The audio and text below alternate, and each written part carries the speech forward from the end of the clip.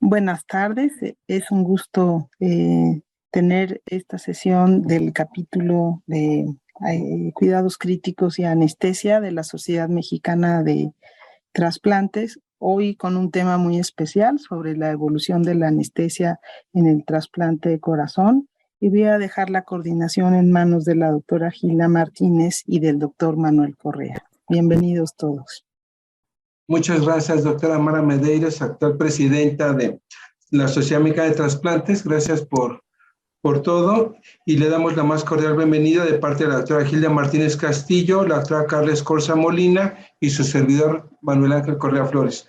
Tenemos el honor de presentar a un gran colega y un gran amigo con el cual convivimos durante muchos años en los trasplantes, tanto cardíaco, hepático como renal, y es el doctor Juan Doste Herrera.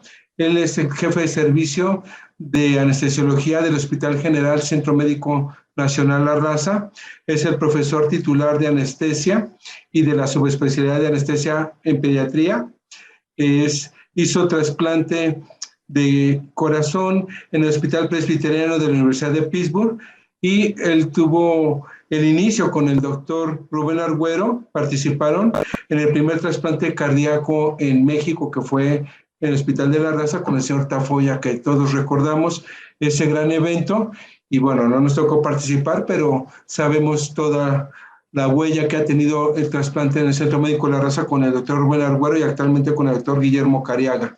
Adelante, doctor Doste, es un placer y bienvenido. Buenas tardes, muchas gracias por la invitación y agradezco mucho las palabras de doctor Correa al respecto. Quisiera yo iniciar un poquito. A veces, siempre que damos una plática, marcamos estadísticas, presentamos, y a veces son copias de páginas de copy-paste, y pocas veces analizamos realmente lo que estamos haciendo como anestesiólogos en un trasplante de corazón. Yo, cuando me platicaron de la plática, yo abordé el tema y dije, bueno, ¿qué le vamos a presentar? Lo que dicen todos los libros, estadísticas, patologías más frecuentes, edades de los pacientes, resultados, y pocas veces se habla de lo que es la evolución de la anestesia. Yo les quisiera platicar, por ejemplo, que en el primer trasplante de corazón, que lo realizó el doctor Christian Bernard, allá en la ciudad de Sudáfrica, en 1967, 23 años después, 24 años después, el doctor Rubén Argüero, con un grupo de colaboradores que habíamos ido casi de la residencia en aquel tiempo, y creo que la mayor fortaleza que teníamos era que éramos un equipo muy unido.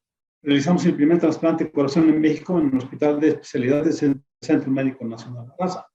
Y aquí es muy importante porque mucha gente no lo sabe. Me acuerdo que a un compañero mío le tocó manejar a la paciente donadora de ese trasplante de corazón, que fue una cranectomía. Esa paciente evolucionó mal y 4 días después le volvió a tocar a él mismo manejar al paciente desde el punto de vista donador para la colección de ese órgano, pues ese trasplante de corazón.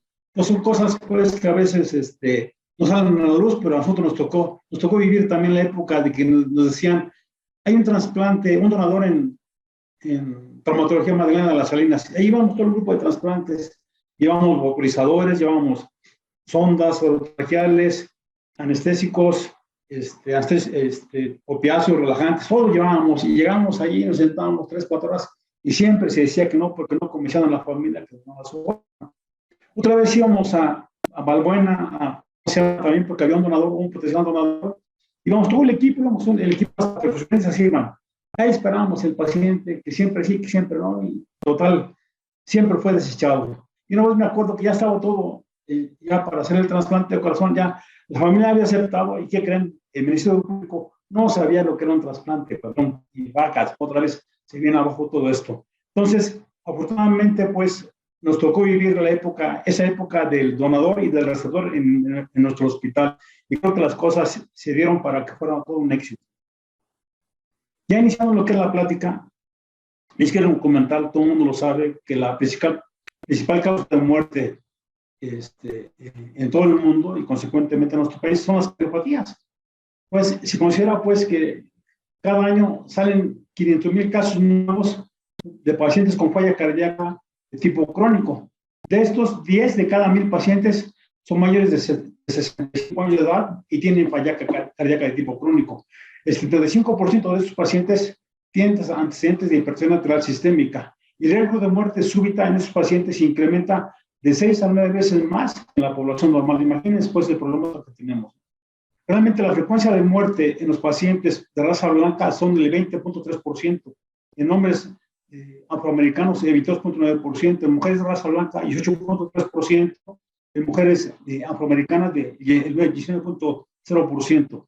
El impacto económico que se tiene en forma directa en este tipo de pacientes y en forma indirecta es altísimo. Realmente, pues a veces creo que en México el nivel o el factor económico en salud a veces es muy deficiente y no alcanzamos a prevenir todas estas enfermedades, o bien la cultura que tenemos de tipo médico, no alcanzamos realmente a cubrir todas las expectativas de lo que sería una falla cardíaca y consecuentemente después un trasplante de corazón. Los pacientes que tienen falla cardíaca severa con presión de inyección menos del 40%, solo el 5% evoluciona hacia una clase funcional 4 de la NICA. Es muy importante esto porque eso tiene un pronóstico fatal de 1 a 2 años. A veces el paciente está en lista de espera y no le llega el corazón y fallece el paciente desafortunadamente. Esto ha hecho que muchas veces pues se apresuran las cosas y se cometan a veces situaciones que no deberían de ser, ¿no? Realmente a nivel mundial hay cerca de 400 hospitales que hacen trasplante cardíaco. De estos, el 77% hacen menos de 20 trasplantes cardíacos por año y solo el 33% hacen más de 20 trasplantes cardíacos. En Pittsburgh, por ejemplo, que yo viví esa etapa, se hacían 150 trasplantes de corazón, nada más en Pittsburgh, por año, y 350 trasplantes de hígado por año. Imagínense pues la magnitud de esta situación. Hay hospitales que tienen baja productividad. Aquí a nivel nacional hay muchos hospitales que hacen trasplantes, creo que son 4 o 5 hospitales a nivel nacional. Y se considera pues que si hacen 13 trasplantes por año, tienen una baja productividad. Si tienen o realizan de entre 14 y 25 trasplantes, tienen una productividad mediana. Y si realizan más de 25 trasplantes por año, tienen una alta productividad. Nuestro hospital realiza aproximadamente entre 14 y 25 trasplantes por año y con una solida aproximadamente del 80%. En esta gráfica les muestro todo lo que es la etapa de trasplantes desde el 88 hasta el 2022, hasta este mes de octubre del 2022. Aquí les enumero que aproximadamente hemos realizado 246 trasplantes básicamente en 3 décadas aproximadamente. De estos, 13 pacientes son de tipo pediátrico. Y miren aquí, en esta etapa del mes de octubre, hemos realizado hasta la fecha actual 15 trasplantes y todavía nos falta lo que es noviembre y diciembre, que pensamos que podemos hacer entre 4 y 6 trasplantes. La única baja que tuvimos fue en la época de la pandemia. Normalmente los trasplantes fueron en el 2020 fueron muy poquitos realmente, ¿no? Pero tenemos un pico muy grande ahí en el 2014-2015, donde realizamos cerca de 25 trasplantes.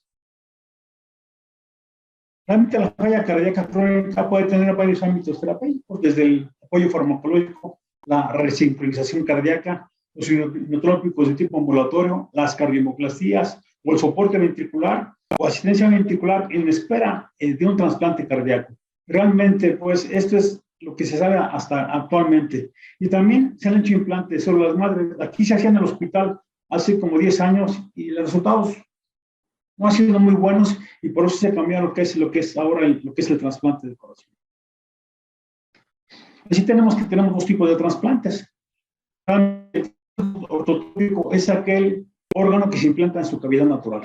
El hospital tiene experiencia en 13 trasplantes de tipo heterotópico, donde se implanta el corazón donado cerca de la cavidad natural y a través de un dispositivo se conecta hacia el corazón original. Realmente la subida de estos pacientes no ha sido muy buena, por eso se dejó de usar. Ya en México, o en nuestro hospital, ya no es ese tipo de trasplantes.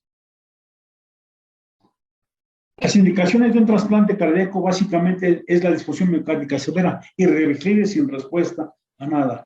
Y realmente a nivel mundial las cardiopatías de origen no isquémico son las más frecuentes. La miocardiopatía isquémica también es muy frecuente, los trasplantes de corazón, las patologías a nivel valvular, los congénitos, los retrasplantes cardíacos hasta un 3%. Realmente nosotros tenemos muy poca productividad en retrasplantes cardíacos. En esta diapositiva les muestro lo que es el ámbito del hospital. Realmente las principales indicaciones de un trasplante cardíaco son las cardiomiopatías isquémicas, las miocardiopatías hasta un 34%, las valvulopatías, y también tenemos 3% de pacientes que han sido trasplantados. Actualmente, desde hace 10 años, estamos haciendo trasplantes cardíacos en pacientes que han sido reoperados del corazón o han sido operados del corazón de una valvulopatía, de revascularización, y que evolucionan hacia una cardiomiopatía y con excelentes resultados. En pediatría, pues, las causas más frecuentes o indicaciones del trasplante cardíaco son las congénitas, las miocardiopatías dilatadas idiopáticas y las misceláneas. Realmente aquí tenemos poca experiencia, tenemos 13 pacientes con edades entre 8 y 16 años de edad. En esta diapositiva les muestro las indicaciones para un trasplante cardíaco. Básicamente, las indicaciones claras, muy precisas, es aquellos pacientes que tienen un shock cardiogénico refractario a un tratamiento médico. Ese paciente es indicativo que se tiene que trasplantar. El paciente que tiene una reserva cardiopulmonar pico menor de 10 mililitros por gramo de peso por litro es otro paciente que se debería de trasplantar. Las arritmias letales refractarias que tienen riesgo de muerte súbita son pacientes que se deberían de trasplantar. Las isquemias coronarias agudas que limitan mucho la vida cotidiana de los pacientes son pacientes que son candidatos a un trasplante cuando su situación no puede ser tratada a través de una revascularización coronaria o un procedimiento quirúrgico percutáneo. Y aquellos pacientes que tienen una dependencia inotrópicos intravenosos en forma continua son pacientes que se deberían trasplantar. Las indicaciones relativas son aquellos pacientes que tienen una reserva cardiopulmonar de entre 11 y 14 mililitros por minuto, pero que limitan mucho su actividad cotidiana. Los pacientes, los isquemias inestables, recurrentes, no susceptibles a ninguna otra intervención, son pacientes que se deberían de trasplantar. Aquellos pacientes que están inestables, con descontrol en el manejo de líquidos, independiente pues, de que la causa no sea la mala cultura del paciente a llevar el tratamiento adecuado.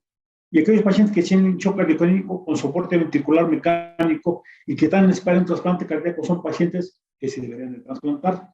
Las indicaciones insuficientes hay como indicación de los pacientes que tienen una FEV reducida, que sea menor del 30%, se deberían trasplantar, a menos que evolucionen hacia una indicación clara, ¿no? También los pacientes que tienen una historia clínica de insuficiencia cardíaca clásica funcional 3 o 4, por esa causa, nada más no se debería trasplantar al paciente. Tendrán que evolucionar hacia una indicación relativa o hacia una indicación clara.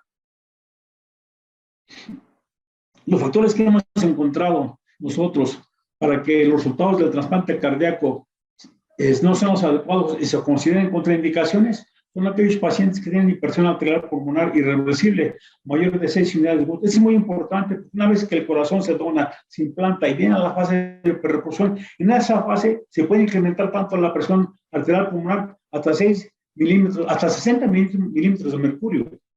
Las infecciones activas no tratadas son contraindicaciones para un trasplante cardíaco. Las infecciones por VIH, aquí yo quisiera hacer un punto porque aquí en nuestro hospital se contraindica. Sin embargo, a nivel mundial, hospitales del primer mundo, desde la década de los 90 se están trasplantando pacientes que tienen VIH con excelentes resultados o con resultados muy favorables. Pacientes que tienen una enfermedad irreversible renal, pulmonar o hepática no se deberían trasplantar.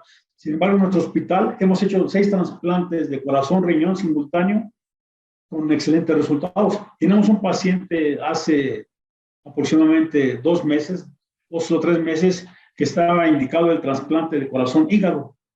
Ya ese paciente había hecho muchas reacciones alérgicas a la sangre, se les estaba desensibilizando, estaba en tratamiento a través de ¿cómo se llama?, de medicina interna, y desafortunadamente ese paciente tuvo una enfermedad viral, se empezó a comprometer y otra vez cayó en falla hepática y finalmente el paciente falleció y no se pudo trasplantar. Pero era el primer paciente que sí iba a hacer un corazón-hígado simultáneo.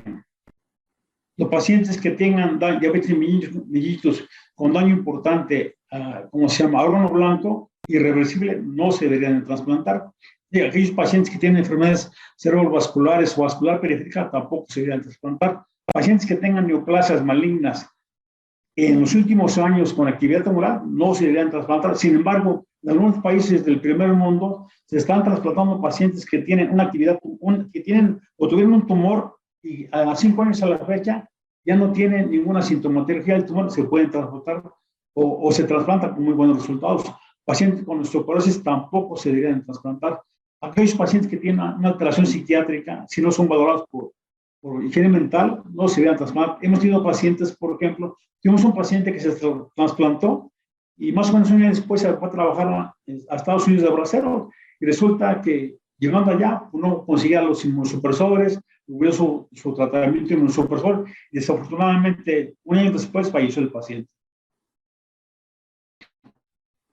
En la selección y manejo del paciente donante es muy importante que el tiempo, a veces el paciente en espera de un trasplante fallece. Entonces, anteriormente se consideraba que la edad ideal para donar un corazón era de 45 años de edad a los hombres, de 50 años de edad a las mujeres. Esto se ha extendido, afortunadamente, porque a veces mucha gente no llega a ese órgano que se requiere trasplantar y fallece, ¿no?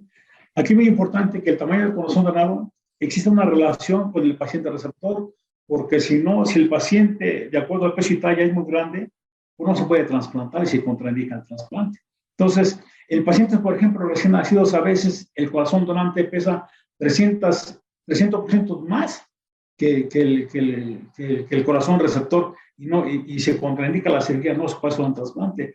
Entonces, aquí es muy importante, de acuerdo a la acción y manejo de los pacientes, considerar todos estos factores para que tengamos un éxito en el manejo del trasplante.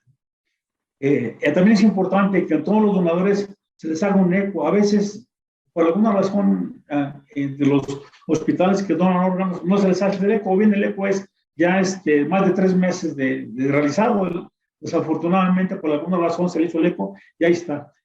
Pero importante porque en ese momento, si el corazón está estructuralmente mal, tiene isquémica o tiene arritmias ventriculares, no se debería de trasplantar porque la evolución de ellos en el quirófano es muy tórpida, es muy complicada para nosotros, ¿no? La presencia de neoplasias malignas también contraindican la donación del órgano y las infecciones no controladas.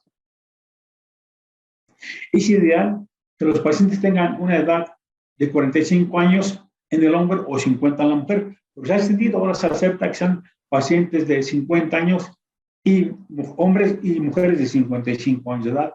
El tamaño idóneo es importante, pues se considera pues que el receptor, entre el receptor y inferior y el donador no debe haber una diferencia del 25% al respecto, so pena de que el corazón no se implante en forma adecuada.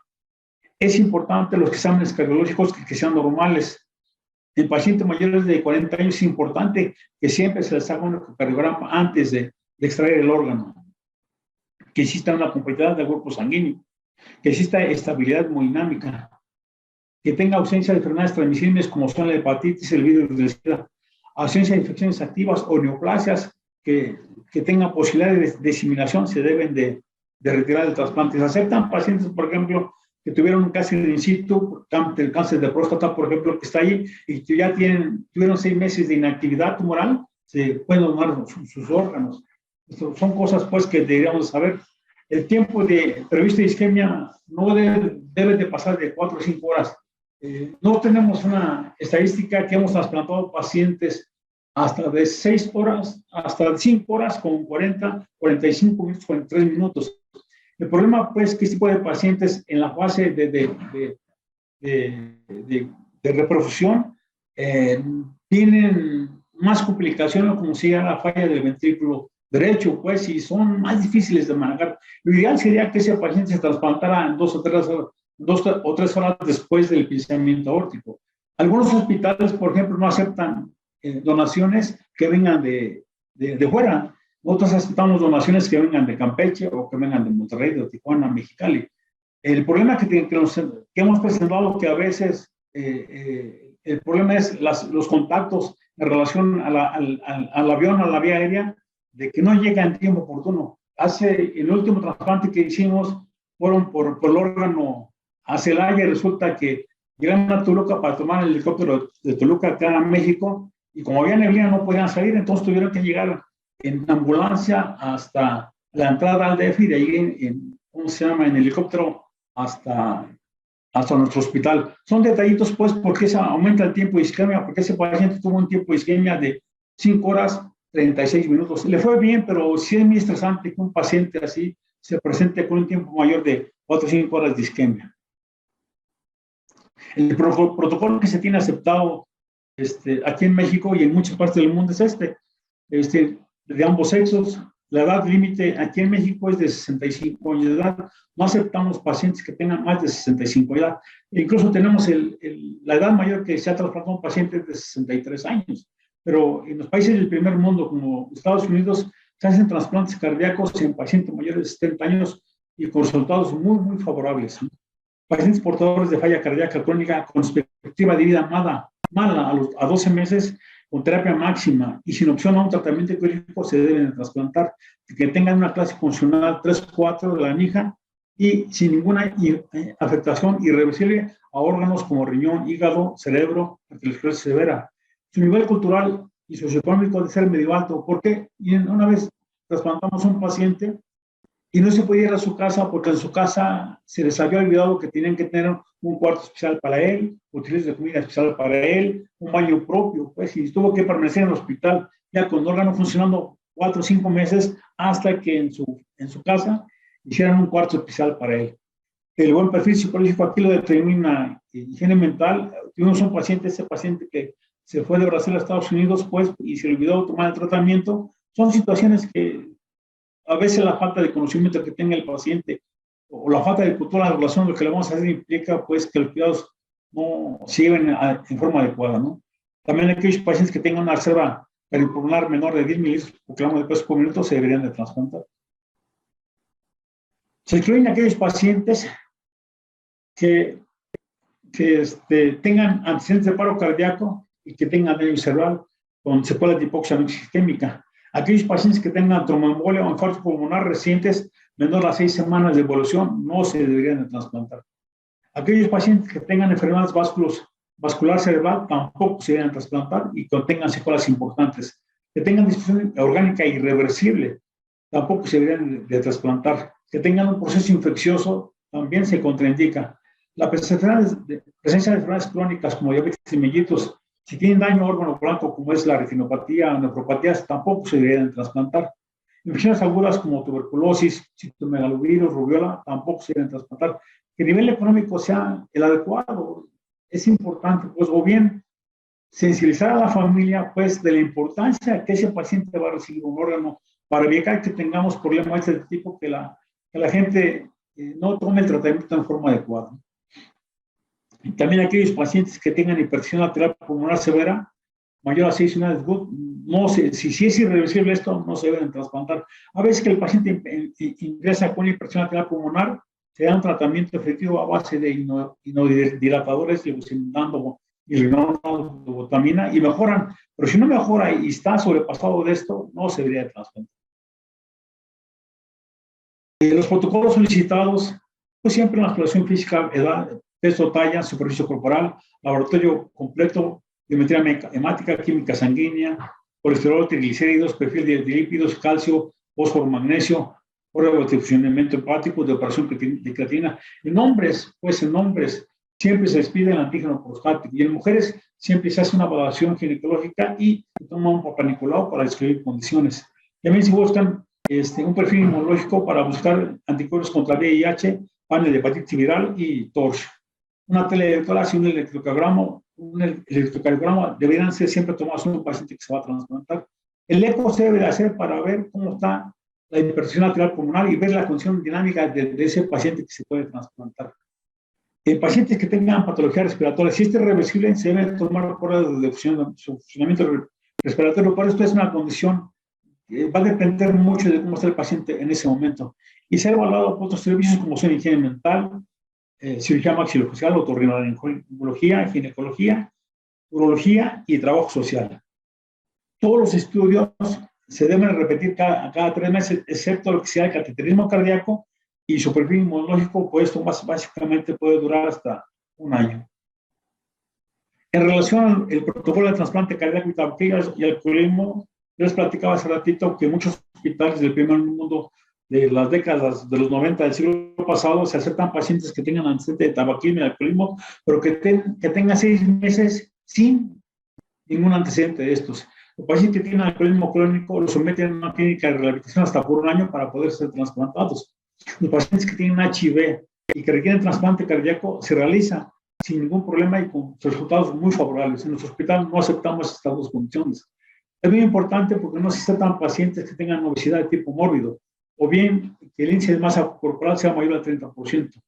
En el manejo de pacientes con receptores con hipertensión arterial pulmonar, siempre se debe hacer un eco. Y si este eco nos presenta una hipertensión de mayor de 6 unidades de se deben de contraindicar. Una vez que este paciente se acepta, se somete al comité y se presenta. Y si es aceptado, se sube a la lista de espera de Senatra para que ese paciente se presente después o se trasplante después.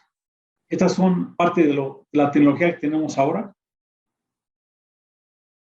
En pediatría, realmente tenemos pocas experiencias, 13 trasplantes nada más, pero básicamente las patologías más frecuentes que llega el paciente para ese trasplante son el síndrome de ventrículo izquierdo hipoplásico, las miocardiopatías, las anomalías severas vasculares, valvulares, o bien aquellos pacientes que tienen disfunción miocárdica poscorrección de cardiopatías congénitas.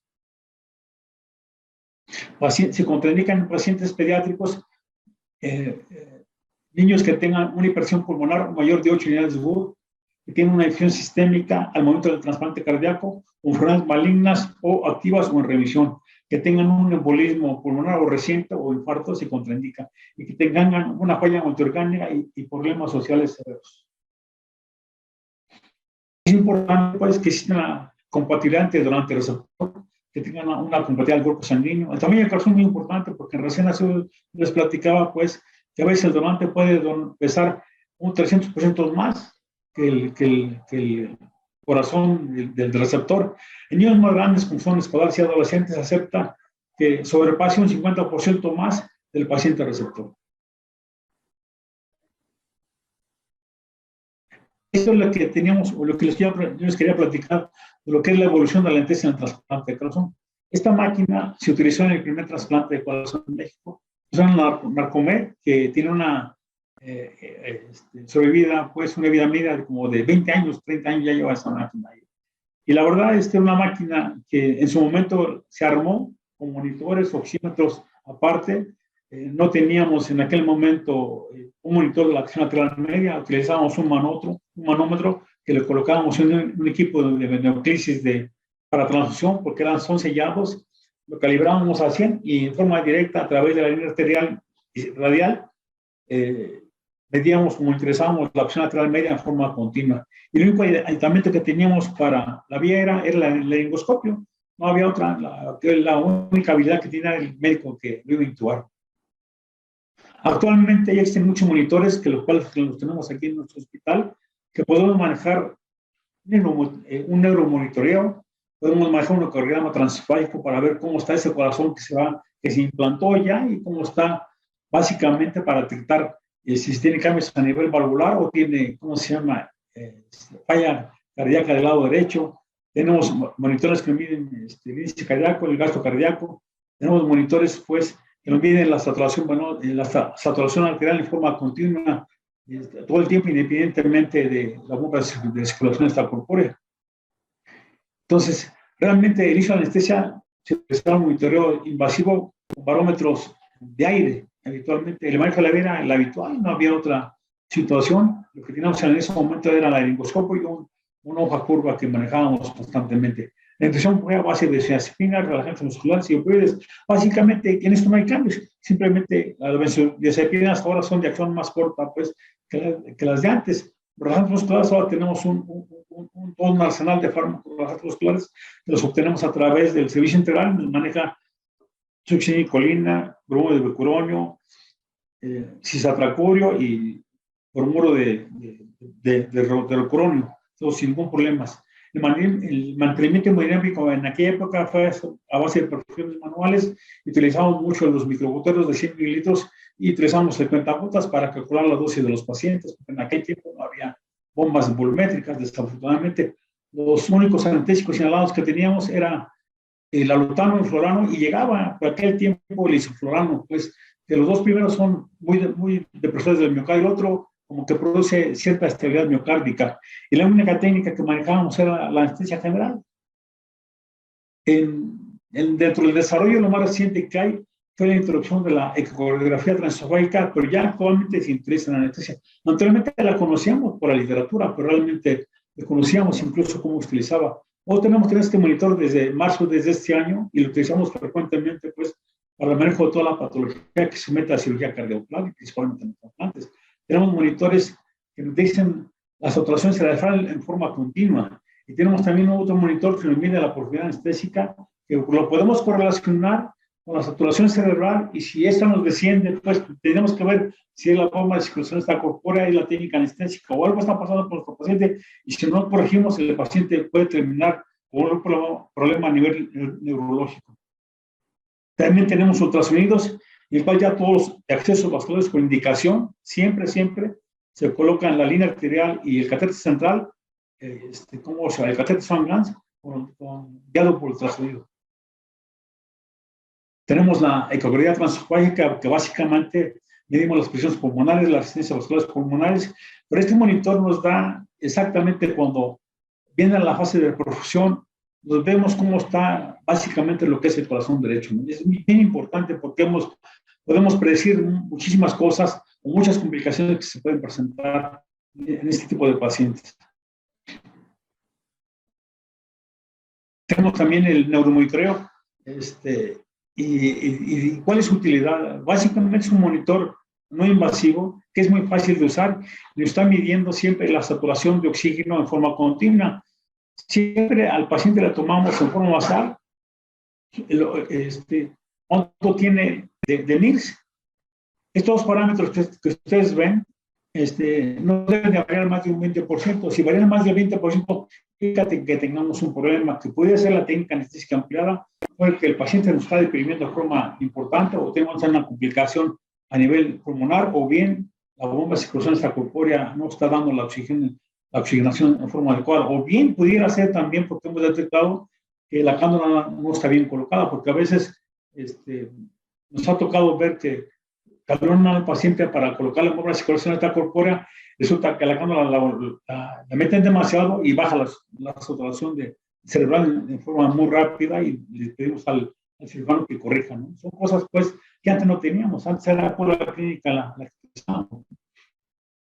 Habitualmente la circulación extracorpórea se asocia con cambios significativos en la fisiología de la perfusión periférica, y no podemos comunicarnos con el profesionista para decir o a qué flujo lo podemos mantener. O sea, siempre hay una comunicación importante con ellos para evitar pues que tengamos problemas de saturación cerebral o de perfusión cerebral cuando el paciente no estamos haciendo bien las cosas, o bien si nos empieza a complicar el paciente, ya en la salida el paciente empieza a sangrar, tenemos cambios electrolíticos, cambios en la bulimia, cambios en la dinamia de nuestro paciente, la hipotermia, todo se empieza a entrar y todo se va a reflejar en lo que es en la saturación cerebral, la presión arterial. Entonces, platicando con ellos, pues tratamos de corregir todo, y la verdad, pensamos pues que eso nos puede diagnosticar de forma muy rápida si tenemos cambios importantes a nivel cerebral. Una vez tuvimos un paciente que por alguna razón duramos en la cirugía como cerca de 17 horas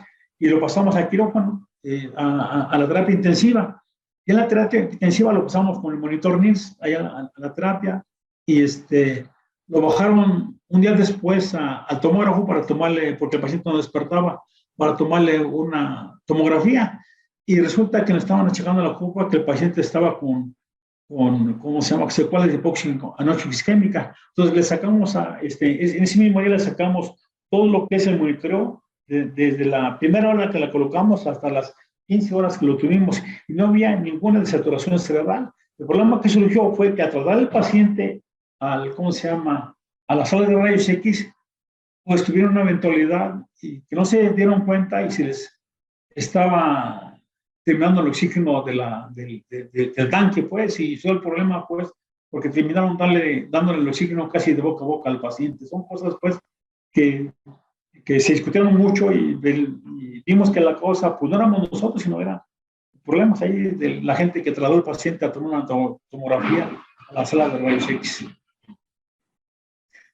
Se hace una detección precoz de la posibilidad de una deficiencia neurológica durante la circulación extracorpórea. Se hace una detección de hipoxia en situaciones de isquemia.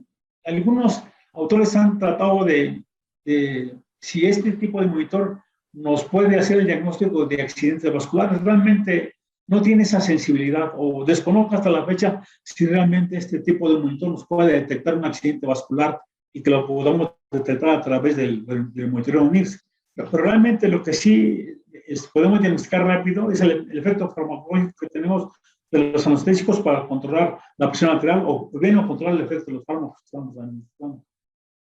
También actualmente monitorizamos la coagulación. Anteriormente yo me acuerdo que en quirófano, todavía hace algún tiempo, no muy lejos, siempre que entraba un paciente al quirófano pedíamos 10 concentrados plaquetarios, 4 plasmas, 4 paquetes globulares y 10 crioprecipitados. Y el tratamiento era a base de clínica. Salíamos de bomba, empezaba la coagulación, TC, antagonizábamos la heparina y empezamos a administrar plasma. No corría, más plasma. No corría, pues vamos a administrar plaquetas. No corría, vamos a administrar crioprecipitados. Y resulta, pues, cuando traen este monitor y lo tenemos ya adaptado allí en quirófano, pues realmente nos va a decir exactamente qué requiere nuestro paciente. Si requiere plaquetas, se administran plaquetas. Si requiere plasma, se administra plasma. O si requiere que esté en proceso de fibrinolisis el paciente, pues administramos ácido epsilon aminocapólico o ¿cómo se llama? O ácido tranexámico. Entonces, básicamente nos da el tratamiento de la sangre o derivados que tenemos que administrar en ese momento. Esa es la gran ventaja que tiene este monitor. Los avances que hemos tenido son las bombas volumétricas, pues que anteriormente no se tenía. Ahora podemos combinar la anestesia general más anestesia regional, porque administramos anestesia regional o analgesia regional para que consumir el 50% de los medicamentos y de los halogenados que estamos administrando durante el procedimiento. Entonces, tenemos también monitoreo de cerebral en este monitor que ven aquí, el famoso NIR, que incluso nos da niveles de hemoglobina en tiempo real. Son parte de lo que tenemos. También tenemos otro monitor que nos da el gasto cardíaco, las resistencias vasculares sistémicas de manera continua. La problemática surge porque cuando llegó la tecnología, no estábamos habituados y nos tuvimos que ir a estudiar. Mucha gente se fue a preparar a otras sedes para tener este tipo de monitoreo y saberlo, ¿cómo se llama? Conocerlo y saberlo manejar y saberlo interpretar, porque es un problema, pues llega el ecocardiograma y está ahí, pero si no lo sabemos manejar, pues para qué lo tenemos, nos da igual que esté o no esté, ¿no? Entonces, actualmente la gente sabe lo que es manejar un ecocardiograma transesofágico y puede interpretar lo que antes no lo teníamos. Actualmente la técnica anestésica se maneja a base de anestesia general más anestesia regional. El monitoreo es mínimamente invasivo, aplicamos monitoreo hemodinámico completo y lo que es la ecocardiograma transoperatoria, que nos detecta de inmediato la principal complicación que tiene, o la causa más fuerte que tiene un trasplante de corazón, que será la falla cardíaca del lado derecho del ventrículo derecho. También tenemos actualmente el monitor SafeLine, que nos mide básicamente la profundidad anestésica. Es importante porque podemos controlar lo que estamos administrando o cómo está nuestro paciente saliendo de bomba para ver si realmente lo que estamos administrando es lo adecuado, o bien disminuimos las dosis, aumentamos las dosis, etc. Yo me acuerdo que alguna vez tuve la experiencia de un paciente en sala que estaba muy complicado y alguien por ahí dijo, no, pues yo creo que hay que dejarla porque la paciente no va a sobrevivir. Y no me lo van a creer, pero la paciente empezó a llorar. Y estábamos con obras de circulación extracorpórea. Dije, caray, algo está pasando aquí, pues no es normal que un paciente llore estando anestesiado y con obras de circulación extracorpórea. Por un caso así, dije, ay, caray. Y con este tipo de monitoreo nos damos cuenta bien, realmente cómo está nuestro paciente en tiempo real. Esta es la gran ventaja que tiene este tipo de monitores. Pues aquí podemos ver el estado de conciencia. En seguridad de cardio, no sé si mucha gente tiene la experiencia, que el paciente lo tenemos bien relajado, con mucha analgesia y con poca sedación. A veces el paciente escucha todo lo que hablamos, incluso de los chistes que contamos, los escucha el paciente porque no tiene buena hipnosis. Entonces, a través de este monitor podemos dar una profundidad anestésica muy adecuada para que se pueda resolver su problema y no tener situaciones de estas, pues, que tengamos un despertar transoperatorio. Esa es la gran ventaja que tenemos ahora como médicos anestesiólogos.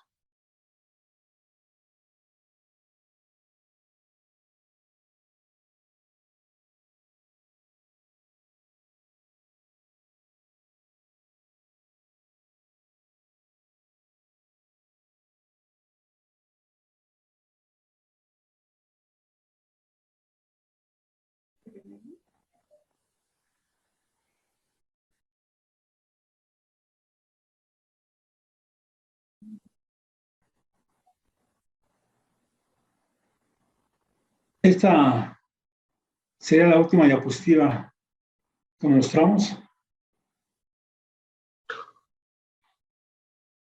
Ok. No sé si tenga algún comentario o preguntas al respecto. Sí. Doctora Gilda, doctora Carla.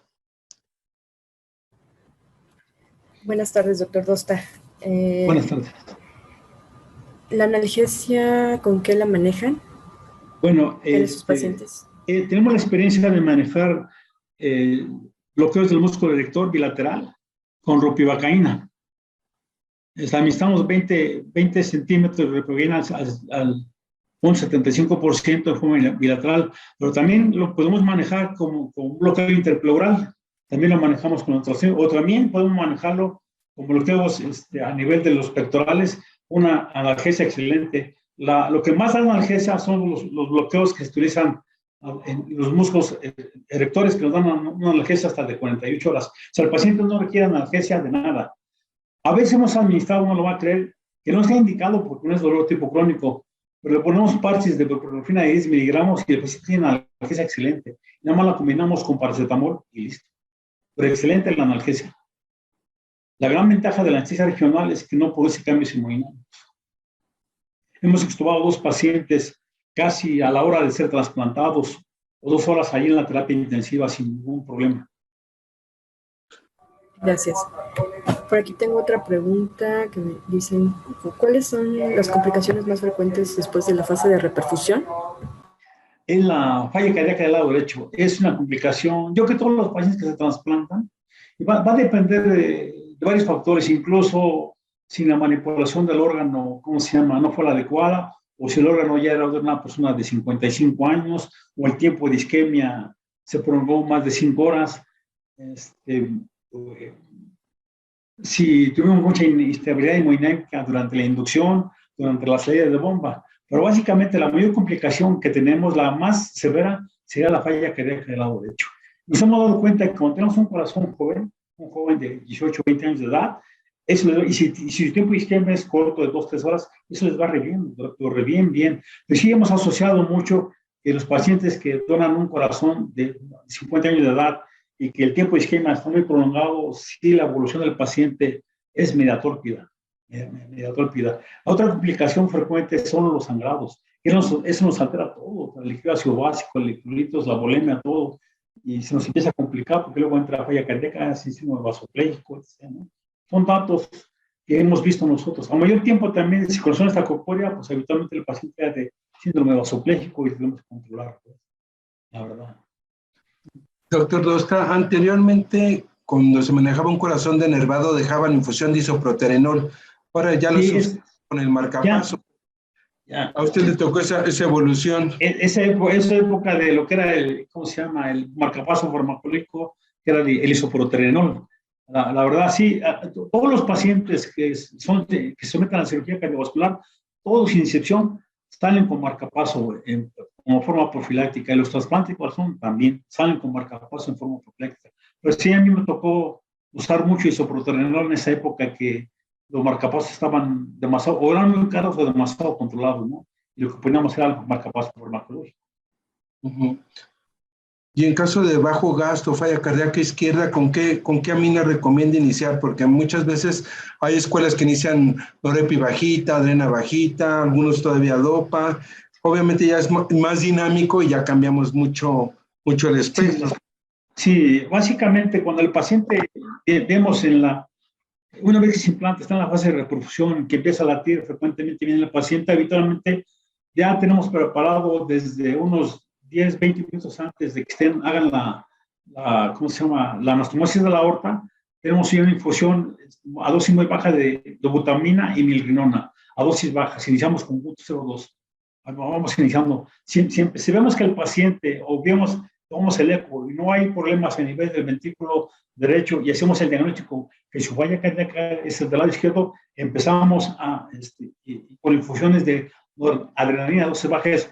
Pero si el tiempo fue muy prolongado, el tiempo de bomba, probablemente ya iniciamos butamina, milrinona, noradrenalina y vasopresina, en ese orden, a dosis bajas, dosis bajas. Depende cómo se presente nuestro paciente, pues, pero no iniciamos no cambiamos el esquema de que iniciamos primero, por ejemplo, Norin y quitamos milrinona, no, siempre iniciamos Dobota milrinona, siempre, siempre. Iniciamos dosis bajas de noradrenalina, a ver cómo se comporta, hacemos el diagnóstico que no tenga falla cardíaca. Acuérdense que una vez que se viene la fase de reproducción y el paciente no estaba controlado bien, en esa fase de reproducción, la hipertensión pulmonar puede ascender hasta 60 milímetros de mercurio y comprometer, incluso se ha demostrado que el paciente puede fallecer tras bomba hasta un 20% de los casos. ¿Alguna otra, Gina, que tengas? Déjeme buscar aquí en el chat. Mientras, doctor Dosta, fíjese que el de los órganos, ya nos comentará que está viéndonos Mariano y Marlene, de los órganos más nobles es el corazón. Nunca vimos rechazos tan temprano. Generalmente vemos más disfunción primaria por las horas de isquemia. Pero ¿qué inmunosupresión están manejando como protocolo ustedes allá en Centro Médico La Raza con el trasplante cardíaco, doctor? Desde que llegó aquí al hospital es Basiliximab. Es la droga. Realmente nosotros no administramos ninguna otra que no sea Basiliximab. No tenemos experiencia en trasplante de corazón. Cada centro hospitalario tiene su protocolo de manejo de inmunosupresores. Yo recabaría un poquito con riñón e hígado, pero incluso en corazón, la primera droga es, el tiempo cero es con esteroides, metilprednisolona. Y casi de inmediato antes de iniciar la inducción anestésica necesitamos en infusión Basiliximab. Son las dos drogas que manejamos habitualmente. Y el mantenimiento lo realiza el servicio del doctor Cetina, que es el experto en el manejo del trasplante de corazón postoperatorio, y sigue que a base de metilprednisolona y milrinona, si cambia vía oral, sería prednisona, ¿no? Pero básicamente son las dos drogas que administramos durante la inducción, alrededor antes de la inducción. Okay. Y en el caso de fibrinolisis primaria, ¿su primera opción es Amicar o qué otra opción tienen, doctor? Habitualmente ahora que tenemos, nos llegó la fortuna de que nos están dando ácido tranexámico ahorita. Entonces, ese paciente lo medicamos, tenemos 3 fases de administrar el ácido tranexámico. Antes del procedimiento lo estamos ya influyendo durante la inducción. Viene la fase de circulación extracorpórea, se administra otra dosis y al final otra dosis. Si sale en el trombograma fibrinolisis, pues volvemos a administrar, ¿cómo se llama? Ácido tranexámico. Y con muy buenos resultados. No hemos tenido ese problema. Anteriormente, cuando teníamos, no sé por qué salió del mercado, no hay aquí en el Seguro Social, Amicar no nos lo dan desde hace como 10 años. Pero antes administrábamos Amicar, ácido epsilon-aminocaprólico. Venía la fase de, ¿cómo se llama? O el tomorelstrolama. Teníamos la primera banda de fibrinolisis, el tratamiento era Amicar. Ahora actualmente tenemos complejo de potromina, fibrinógeno, de acuerdo a lo que dice el paciente. Y habitualmente cuando utilizamos complejo de potromina no administramos plasma. Les va bien a los pacientes, la verdad, los sanados son menos. Okay. Doctor, ¿manejan soluciones balanceadas? ¿Tienen Plasmalay en su unidad? ¿O uso de albúmina? ¿Cuál es el protocolo? Miren, no tenemos Plasmalay. Hubo una donación por ahí y la verdad es la que menos alteraciones a nivel electrolítica hace. Sería la ideal, pues, pero la solicitamos si integral, si bicenteral, pero no la han aceptado. Pero sería la ideal manejarlo con Plasmalay. No usamos, se usa en trasplante renal, trasplante hígado, pero en trasplante de corazón no lo usamos. Básicamente manejamos el cálculo de Haga a base de metas a través del monitor de volumen view, lo empezamos a manejar así y no hemos tenido problemas al respecto que tengamos un paciente que nos haga alguna complicación por sobrecarga de líquidos, no. A veces, cuando ese corazón que está saliendo de bomba sale de bomba y le decimos pues en terapia intensiva, cuidado porque no soporta las cargas de agua, y si allá arriba no hacen el diagnóstico temprano que está haciendo falla cardíaca y empiezan a cargar de volumen, hace falla cardíaca del lado derecho. Y empiezan los problemas que vienen hasta con leucosimandando los pacientes o hasta con otro aditamento por ahí, ¿no? Pero básicamente no necesitamos albúmina nosotros. Ya no veo ninguna otra. Sí, doctor Dosta, en los pacientes que tienen falla cardíaca generalmente entran con muy manejo de volumen. Lo manejan muy mal porque hacen falla renal por la falla cardíaca. Ahí nos apoyamos mucho en el servicio de perfusión. Ahí Sí. ustedes usan ultrafiltración, ¿cómo se coordinan con ellos? Bueno, sí, usamos ultrafiltración, pero empezamos a manejar esto de cuando el paciente no orina en sala o bien orina como Coca-Cola durante el periodo transbomba al final de la cirugía, le empezamos a manejar furosemide en infusión para forzar la diuresis y hacemos los cálculos de líquidos de modo que no lo tengamos depletado de líquidos, que lo requiere el paciente, eso lo manejamos. Pero sí manejamos mucha ultrafiltración actualmente y ya son escasos los pacientes que nos hacen hematuria, casi ya no. Ya tenemos algún tiempo que los pacientes no hacen hematuria. Ok, y una última pregunta. El paciente que hace disfunción primaria del injerto, ya el doctor les han puesto algunos pacientes con soporte cardíaco. Anteriormente era Toratec, Abdomed, ahora ECMO. ¿Les ha tocado algún paciente con disfunción primaria que requiera soporte mecánico? No por rechazo, bueno, sino por disfunción. Sí, por disfunción. Mire, hemos sacado pacientes con ECMO. Hemos sacado pacientes, no es muy frecuente, pero sí, depende del paciente, cómo se comporte. El último paciente, nosotros decíamos, doctor, ese paciente hay que colocarle un ECMO porque le hace falta ECMO. No, que hay que darle chance, que no, doctor, que ese paciente ya tuvo casi 6 horas de isquemia. Vamos a colocarle porque no, si que se va a cansar de su corazón y va a empezar con falla cardíaca, etc. No lo creyeron y salimos de la sala como a las 11 de la noche a terapia intensiva y a las 3 de la mañana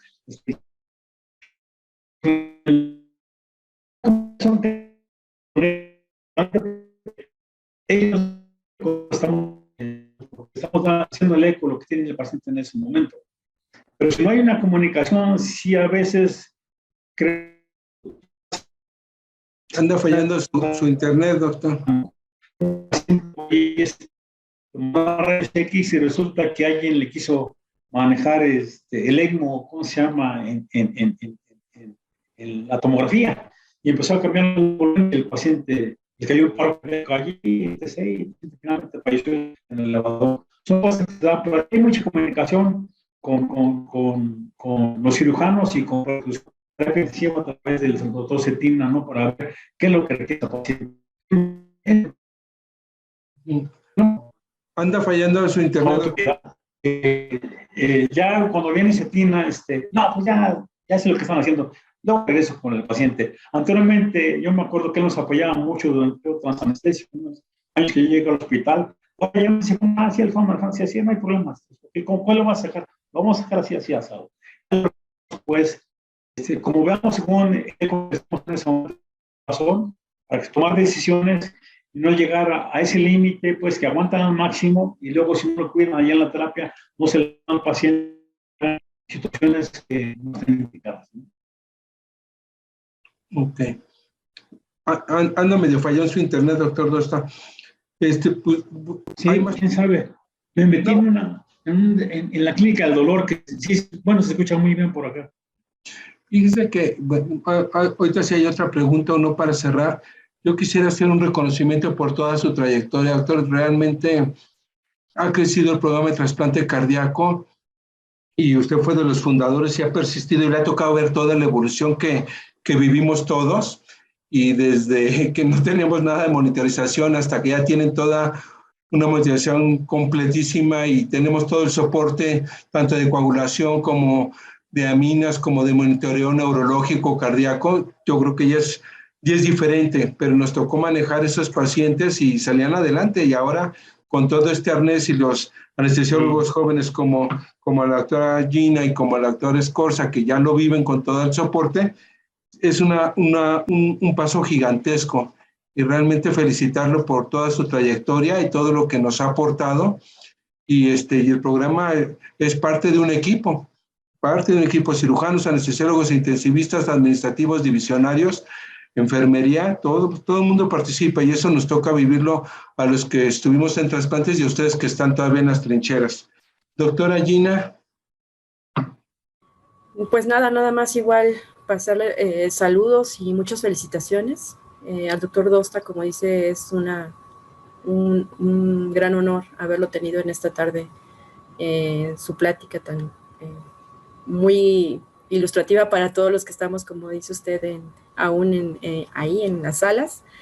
Y pues muy agradecida, ¿no? Por todos esos pasos que dieron y que dejaron huella para que todos los demás podamos seguir avanzando y pues afortunadamente se demuestra, ¿no? Que en México, en el país, tenemos mucha gente que pues está comprometida para sacar adelante a estos pacientes. Muchas gracias, doctor Dosta. Doctor Dosta, si gusta cerrar con algunas palabras, una conclusión. Muchas gracias por la invitación. Yo quisiera hacer un comentario. A lo mejor lo hice al inicio, pero no le di mucha importancia, pero que realmente yo creo que es social. Yo hablo porque yo trabajo en el Seguro Social. La fortaleza de un hospital es la gente, los médicos. Si hacemos un equipo de trabajo, nos va muy bien. Si hacemos un equipo de trabajo, nos va muy bien. Cuando llegamos aquí al trasplante, yo empecé a revolucionar todo porque empecé a cortar cabezas. Había mucha gente que ya estaba allí y no tenía buenos resultados. Y yo de repente, un día me acusaron en la dirección que había venido a echar a perder el servicio porque empecé a rotar a los médicos. Pero la gran ventaja es que yo me metía a ver qué problema tenían. Yo me metía a ver, yo te enseño, así va a estar. Así quiero que lo manejes. Entonces yo creo que la mayor fortaleza que tiene el instituto, y cualquier hospital es el ser humano. Y si hacemos equipos de trabajo nos va excelentemente bien. Si empezamos a trabajar solos, no nos va bien. No nos va bien. Y realmente hacer equipos de trabajo no es fácil, la verdad. Nosotros logramos hacer un equipo de trabajo, ahorita que está el doctor Espinosa, que es excelente médico, es angiólogo cardiovascular, que lo formamos nosotros, sí ha costado un poquito de trabajo. Pero ha llegado gente que se implanta, ve aquí y ve que no da buenos resultados y se va. Entonces son cosas que hemos visto, pero ahorita tenemos un grupo de trabajo que somos 3 o 2 gentes que siempre venimos al trasplante y nos va excelentemente bien. Ahora tenemos poca mortalidad. Estamos 2 pacientes desde que yo llegué aquí y en el transoperatorio. Uno fue una paciente que tenía ventrículo único, que le fue corregido en la época de recién nacida, que se operó 10 años después, luego hizo falla cardíaca y se trasplantó a 16 años. Tuvimos 17 horas de trasplante y realmente la complicación fue, no de nosotros, fue de otro lado. Y un paciente hace dos trasplantes, 2 o 3 trasplantes, el tiempo de isquemia fue demasiado prolongado, ¿no? Duró 17 horas y le decíamos pues que estábamos con incertidumbre porque no llegaban, pues ¿dónde vienen? Pues vienen de Campeche, los traslados, etc. Y fue un problema también grande. Y finalmente el paciente falleció en sala. Pero realmente nosotros casi no tenemos muerte en sala. Es sumamente raro. Yo llevo cerca de 150 trasplantes, como 155, pues, de esos 2 casos que se movieron en sala. Pero es muy raro, ¿eh? Si hablamos de un equipo de trabajo muy bien con cirugía, con equipo de terapia intensiva, con perfusión, nos va bien, porque podemos dirigir a perfusión cómo manejar las cosas, porque a veces lo hacen de una manera muy técnica. Pero si les empezamos a explicar la situación, ellos corrigen en su momento y se forman o se entran al equipo y muy bien nos va, la verdad. Eso es el comentario que yo podía hacer. Muchas gracias por la invitación. Pues muchísimas gracias por parte de la doctora Mara Medeiros, la actual presidenta de la Sociedad Mexicana de Trasplante, la doctora Gilda Martín y la doctora Escorza, que son anestesiólogas jóvenes que vienen con todo el ímpetu académico y laboral, y por parte de su servidor, que pues más que nada somos amigos de muchos años, y todo mi respeto, doctor Dosta, pues le agradecemos su participación y pues esto sigue adelante. Digo, yo creo que hay que hacer intercambios de experiencias de anestesiólogos cardiovasculares, y ya que empezaron en el General de México con trasplantes en el siglo XXI, en el Ignacio Chávez, pues juntarse a los anestesiólogos, que son parte fundamental. Es una piedra angular para nosotros, y un paciente bien operado y con buena anestesia en terapia intensiva nos facilita mucho el trabajo. Y bueno, este es su casa. Gracias, doctor. Muchas gracias. Y le agradecemos. Muchas gracias, doctor Mácora, y muchas gracias. Un saludo enorme para todos. Muchas gracias por la invitación. Ok, buenas noches, doctor. Gracias a todos. Gracias. De sus alumnos y de Perú y de compañeros que están en el extranjero.